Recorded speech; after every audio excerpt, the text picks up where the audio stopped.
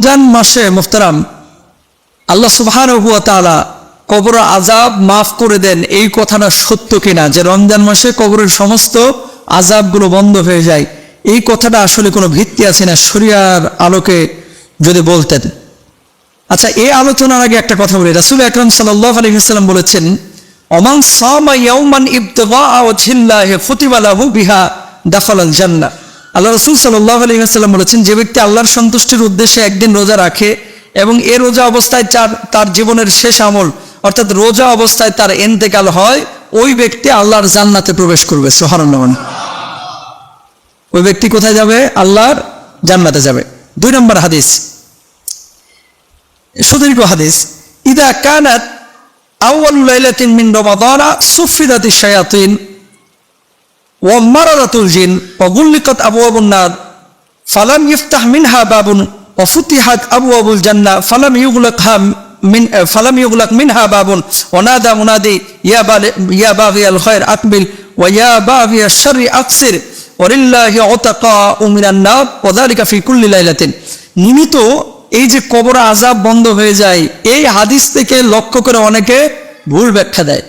এই হাদিসে কি বলছে দেখেন, রমজানের যখন প্রথম আগমন ঘটে তখন দুষ্ট জিন এবং শয়তানদেরকে আল্লাহ তাআলা শৃঙ্খলাবদ্ধ করে ফেলে, জাহান্নামের দরজাসমূহ বন্ধ করে দেন এবং দরজাও খোলা হয় না, জান্নাতের দরজাসমূহ খুলে দেওয়া হয়, সারা মাস একটি দরজাও বন্ধ করা হয় না।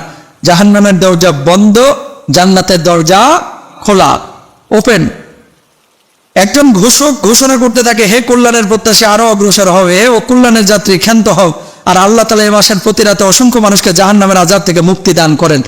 এই হাদিসটাকে লক্ষ্য করে অনেকে বলে যে কবর আযাব বন্ধ হয়ে যায়, এটা আক্ষরিক অর্থে বলে, কিন্তু এটা নিয়ে রাসূল সাল্লাল্লাহু আলাইহি ওয়াসাল্লামের সরাসরি মানে ডিরেক্ট কোনো হাদিস নাই যে সমস্ত কবর আযাব বন্ধ হয়ে যায়। তাহলে কি আমরা দোয়া করব, আমরা আশাবাদী যে আল্লাহ তাআলা রহম করে এখন যদি সারা পৃথিবীর কবর আযাব বন্ধ রাখে, আল্লাহ রাখতে পারেন, কিন্তু এটা দিয়ে স্যাটিসফ্যাকশনে ভোগা। অনেক মানুষ দেখা যায় রমজানে রোজাও রাখে, নামাজও পড়ে না, মরে গেছে।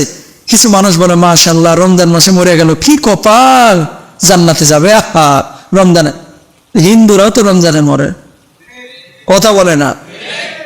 গায়ের নায়িকারাও তো রমজানে মরে। সারা জীবন ইসলামটা গালি দিয়েছে, আমি নাম বলতাম না, এই কয়েকদিন আগে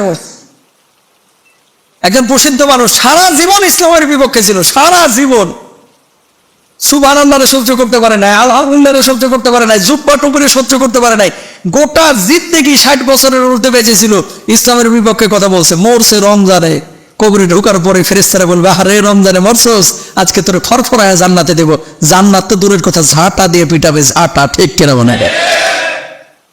সারা জীবন আকাম কুকাম করে রমজানে মরে ফরফরায়া জান্নাত, এত সোজা, মামুর বাড়ির আবদার।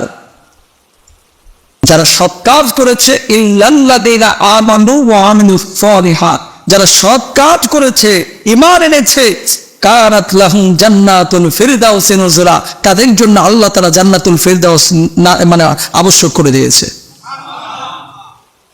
সুতরাং এই যে জান্নাতের দরজা খোলা হয়েছে কেন? যাতে করে মানুষজন আল্লাহমুখী হয়, আল্লাহর কাছে ক্ষমা চায়, আল্লাহ সবাইকে ক্ষমা করে দেবেন।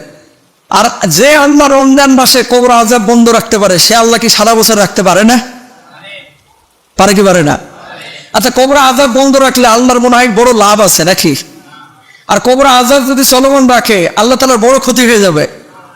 লাভ ক্ষতি আল্লাহর কিছুই নাই, নাউযুবিল্লাহ। আশাবাদী হতে হবে যে আল্লাহ সবাইকে মাফ করে দিয়েছে। তাহলে আপনি কি করবেন? আপনার মরা বাপ মা, আপনার আত্মীয় স্বজন যারা কবরে চলে গেছে, তাদের জন্য রমজানের রাত্রে দোয়া করবেন। কি করবেন? দোয়ার খবর নাই, স্যাটিসফ্যাকশনে ভোগে যে আল্লাহ তাআলা মাফ করে দিয়েছে। আমরা আশাবাদী সবাইকে আল্লাহ মাফ করবে, কিন্তু যেহেতু রাসূল সাল্লাল্লাহু আলাইহি ওয়াসাল্লাম ডিরেক্ট কিছু বলে নাই, ব্যাখ্যা করে অনেকে বলে যে এটা হয়তো বা কবর আযাব মাফ হয়ে যায়, তো অত ব্যাখ্যার দরকার নাই। আমরা কি করতে থাকবো? দোয়া করতে থাকবো, ইনশাআল্লাহ। বলেন